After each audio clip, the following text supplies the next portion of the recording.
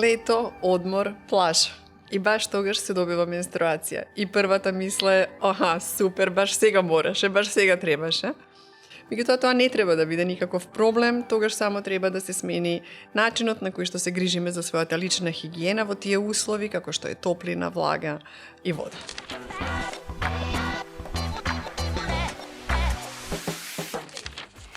Докторке, што најчесто правиме погрешно кога имаме менструација на плажа? Најчесто грешката се состои во користење на несоодветни производи или пак на несоодветен начин на користење, како што се, например, сапуните за интимна хигиена, погрешно користење на тампоните, се користат погрешни влошки, се седи подолго време во мокри купечи или пак се користат несоодветен долен веш. Значи, што би било наједноставното правило за на плажа? Еве да почнеме од почеток.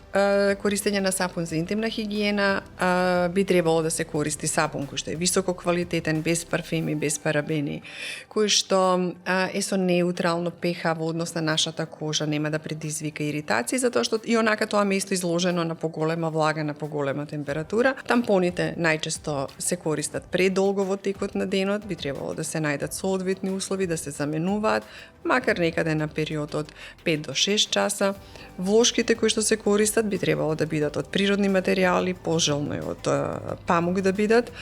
Долниот веш да биде исто така памучен, нежен кон телото и почесто да се менуваат купачите, значи да не седиме долго време во мокри купачи.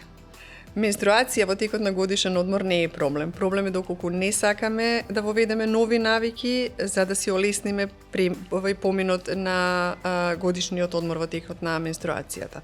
Што значи тоа? Тоа значи носење на несесер во кој што ќе се стават сите производи за да можеме полесно и по ефикасно да одржуваме менструалната хигиена во текот на годишниот одмор.